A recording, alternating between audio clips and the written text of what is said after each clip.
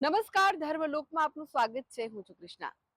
દર્શક મિત્રો, જેમની પાસે અપાર શક્તિ છે અને સાથે જ બુદ્ધિ પણ છે, જેમની પાસે છે અષ્ટ સિદ્ધિ અને નવનિધિ, જેમણે ભગવાન રામની મદદ કરીને માતા સીતાજીને અયોધ્યા પાછા લાવ્યા હતા, તેવા બજરંગબલી હનુમાનજીના ધામના દર્શન કરીશું ધર્મલોકમાં.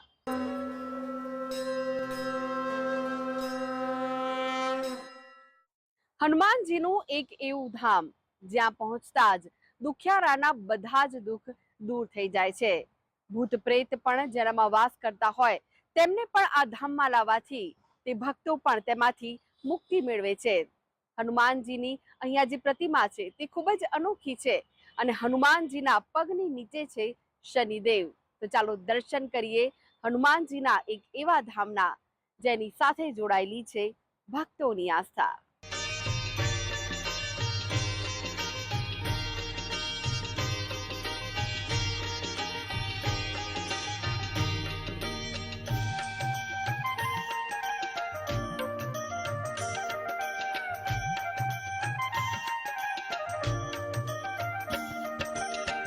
आरती कीजिए हनुमान लाला की, आरती कीजिए हनुमान लाला की.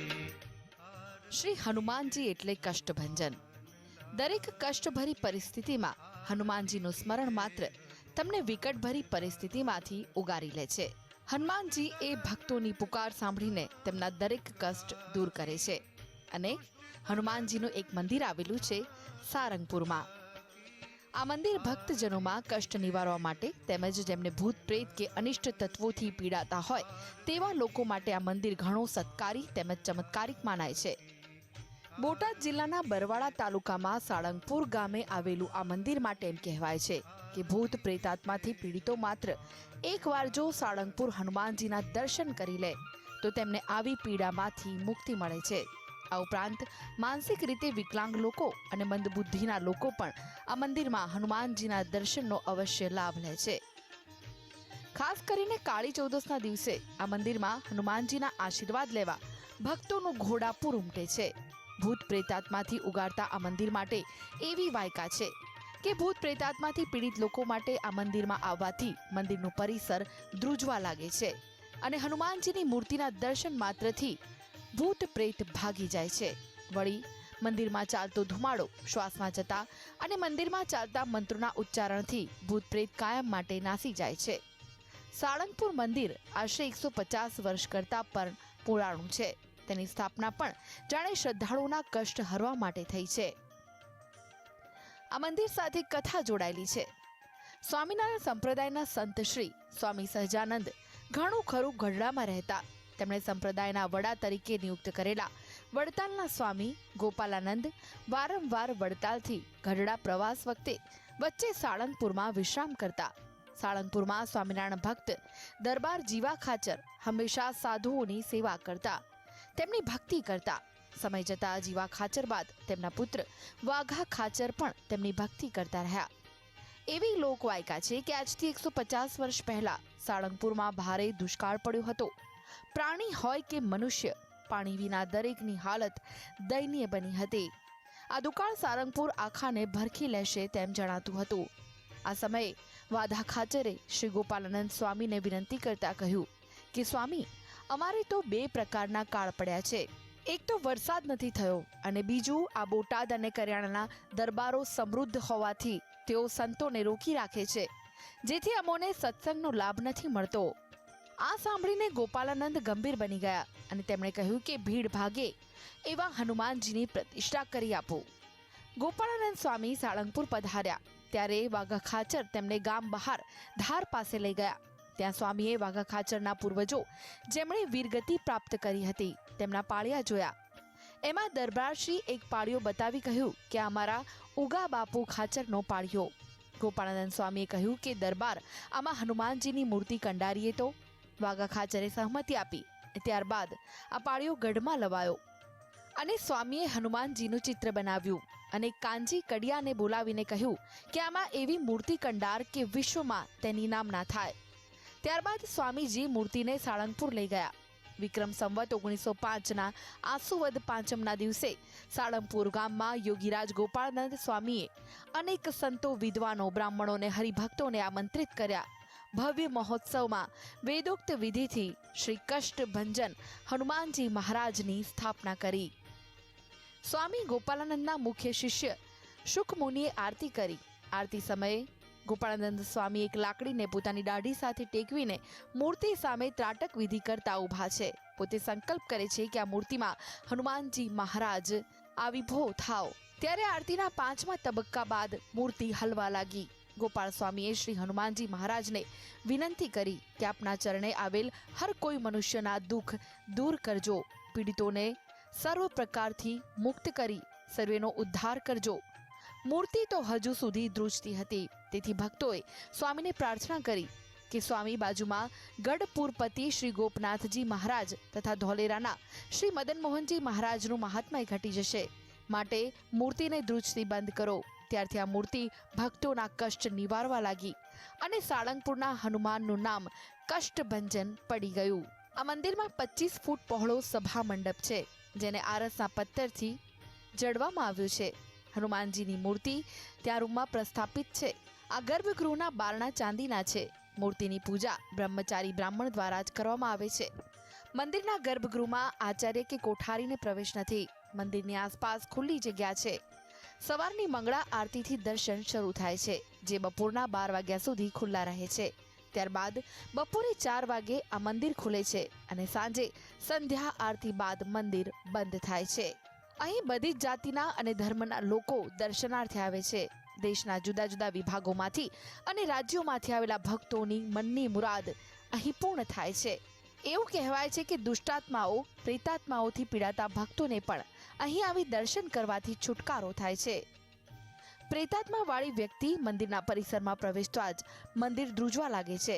ભગવાનની મૂર્તિ સામે આવતા જ અને ધૂપનો ધુમાડો તેના શ્વાસમાં જતા જ હનુમાનજીના મંત્રો ભણતા જ પ્રેતાત્મા નાસી જાય છે. અહીં વારે તહેવારે અનેક કાર્યક્રમો કરવામાં આવે છે. ત્યારે હનુમાન જયંતિના દિવસે તો અહીં વિશેષ કાર્યક્રમનું આયોજન કરવામાં આવે છે. અહીં આવતા ભક્તો પણ આ કાર્યક્રમનો લાભ લે છે અને હનુમાનજીનું સાનિધ્ય માણે છે. Dharmalok desk, GSTV. आरती कीजे हनुमान लाला की, आरती कीजे हनुमान लाला की. અમદાવાદમાં આવેલું છે હનુમાનજીનું એક એવું ધામ જ્યાં પહોંચતા જ ભક્તોની તમામ મુશ્કેલી દૂર થાય છે. એવું કહેવાય છે કે જ્યારે માં ભદ્રકાળીના મંદિરની સ્થાપના થઈ ત્યારબાદ અમદાવાદના 4 ખૂણે 4 હનુમાનજીના ધામની પણ સ્થાપના કરવામાં આવી. તેમાંનું એક છે કેમ્પના હનુમાન. તો ચાલો દર્શન કરીએ અમદાવાદમાં બિરાજતા કેમ્પ હનુમાનના. પ્રભુ શ્રી રામના પરમ ભક્ત એવા હનુમાનજી, જેમનું નામ લેતાની સાથે જ આપણા જીવતરમાં એક અલગ શક્તિનો સંચાર થઈ ઉઠે છે. જેમના નામ માત્રથી આપણા મનમાં રહેલો ભય દૂર થઈ જાય છે. જેમનામાં સમસ્ત ગુણો સમાયેલા છે. જેમની ભક્તિથી પરમ શાંતિનો અનુભવ પણ થાય છે. તે હનુમાનજીના કોઈ પણ મંદિર લઈ લો, જ્યાં તેમની પ્રતિમાને જોતા સાક્ષાત બજરંગબલી હોવાનો આભાસ થઈ ઉઠે છે. પરંતુ દરેક મંદિરોમાં રામ, સીતા અને લક્ષ્મણ સાથે હનુમાન હોય છે, તો કોઈ સ્થાન પર પર્વત ઉપાડેલ હનુમાન હોય છે. પરંતુ કેમ્પના હનુમાન મંદિરની વાત કંઈક અલગ છે. અહીંયા હનુમાનજીના અલગ જ રૂપના દર્શન થાય છે. કેમ્પના હનુમાન મંદિર ખાતે હનુમાનજીની પ્રતિમા હસ્તી મૂર્તિમાં જોવા મળે છે અને આ હસ્તી મૂર્ત જોઈ અને લોકોને પણ જાણે આનંદ મળી જાય છે. આ મૂર્તિ થકી હનુમાનજી જાણે કહી રહ્યા છે કે તમે મારા દ્વાર પર ભલે ઉદાસ મુખે આવ્યા હોય, ભલે ગમે તેટલી ગંભીર મુશ્કેલી માથે ઓઢીને આવ્યા હો, પરંતુ મારા આ ધામથી જ્યારે પાછા ફરશો તો તમે પણ હસતા મુખે જ પાછા ફરશો. એટલે જ આ હસ્તી મૂર્ત જોઈ અને લોકોને જાણે તમામ સમસ્યામાંથી મુક્તિ મળી ગઈ હોય તેવું લાગે છે. કેમ્પના હનુમાનમાં મંદિર મૂર્તિમાં સ્વર્ણ રૂપે છે. કોઈ પણ મંદિરમાં ભગવાનને સુવર્ણ ભેટ કરવું તેનું પણ એક અલગ મહત્વ રહેલું છે. અને આ મંદિરમાં દર પૂનમના દિવસે ભગવાનને સોનાની વરખથી લેપ કરવામાં આવે છે, જેનું પણ વિશેષ મહિમા રહેલું છે. આ મંદિરની એક વિશેષતા છે કે દર વખતે પૂર્ણિમાના એક દિવસ પહેલાં હનુમાનજીને મંદિર ચોલો ચડાવવામાં આવે છે. એ ચોલાનું મહત્ત્વ એમાં હનુમાનજીને સૌથી પહેલાં તેલ અને સિંદૂરનું વરખ લેપ કરવામાં આવે, એના પછી ચાંદીનું વરખ લગાવવામાં આવે અને એના પછી સોનાનું ક્લેવર ચડાવવામાં આવે છે. આ દર મહિને પૂર્ણિમાના એક દિવસ પહેલાંની 14ના દિવસે આ પ્રક્રિયા થાય છે, પૂજા વિધિ થાય છે. આ રીતની મહાવીર બજરંગ બલી, પવનપુત્ર હનુમાન શ્રી રામના સેવક માનવામાં આવે છે. એટલે જ આ મંદિરમાં પણ રામ, સીતા, લક્ષ્મણના એક સાથે દર્શન થઈ રહ્યા છે. જ્યાં રામ ત્યાં હનુમાન. રામ કૃષ્ણના અવતાર છે તો હનુમાન ભગવાન શિવના અવતાર છે. રામ ભગવાનના જન્મ પછી થોડા જ દિવસોમાં હનુમાનજીએ તેમના સેવક તરીકે આ ધરતી પર જન્મ ધર્યો હતો. આ કોઈ સંયોગ નથી, પરંતુ એકબીજાને આપેલું વચન છે. હનુમાન રામના સેવક કહેવાય અને તેમના માટે જ જન્મ લીધો અને આખું જીવન પ્રભુ શ્રી રામની સેવામાં લીન રહ્યા, કારણ કે તેમને જન્મનો ઉદ્દેશ્ય જ પ્રભુ શ્રી રામની સેવા કરવાનો હતો. રામનવમી પછી આવે છે હનુમાન જયંતી. રામની સેવા માટે હનુમાનજીએ જન્મ લીધો અને આખું જીવન હનુમાનજીએ ભગવાન શ્રી રામની સેવામાં વિતાવ્યા બાદ આખા જીવન દરમિયાન રામજીની સેવામાં કેવા કિસ્સા બન્યા છે તેનું વર્ણન પણ આ મંદિરમાં અલગ અલગ ચિત્રો રૂપી કરવામાં આવ્યું છે. તો અંજની માતા પણ બિરાજમાન છે આ મંદિરમાં. મંદિરના ફરતે રામાયણના અનેક કિસ્સાને ચિત્ર સ્વરૂપે રજૂ કરવામાં આવેલા છે. આ તમામ ચિત્રોમાં જ્યારે ભક્તો હનુમાનજી પોતાની છાતીને ચીરે છે તે જોઈ અને રામાયણનો કિસ્સો યાદ કરે છે કે જ્યારે સીતા માતા ખુશ થઈ અને હનુમાનજીને મોતીની માળા આપે છે અને આ ભેટ વિશે હનુમાનજી કહે છે કે મને મારા વક્ષસ્થળ પર શોભે તે આપજો. બસ આ જ વાતને યાદ અપાવવા માટે મંદિરમાં હનુમાનજીનું જે ચિત્ર રાખવામાં આવ્યું છે તે તેમની વક્ષસ્થળમાં થાય છે. રામ અને સીતાના દર્શન ભક્તો હનુમાનજીના દર્શન કરી અને ધન્યતા અનુભવે છે. મનની ભાવનામાં જ તીર્થ છે અને તે એક પવિત્ર ધામ બની જતું હોય છે. પરંતુ જે સ્થાનોના નામ પૌરાણિક કાળ અને મહાભારત કાળ સાથે જોડાયેલા છે તે સ્થાન સાથેની આસ્થા કોઈ પવિત્ર ધામથી ઓછી નથી હોતી. જો કે એવા પણ ઘણા સ્થાન છે જ્યાં વગર માંગે મોતી મળી જાય છે. કેમ્પના હનુમાન પણ એક એવું જ સ્થાન છે જ્યાં કંઈ પણ માંગવાની જરૂર રહેતી નથી. હનુમાનજી આપના આવતાની સાથે જ આપની તમામ સમસ્યાને પણ જોઈ લે છે અને આપની શ્રદ્ધા મુજબ તે પણ તેવું જ પરિણામ આપે છે. Dharmalok desk, GSTV.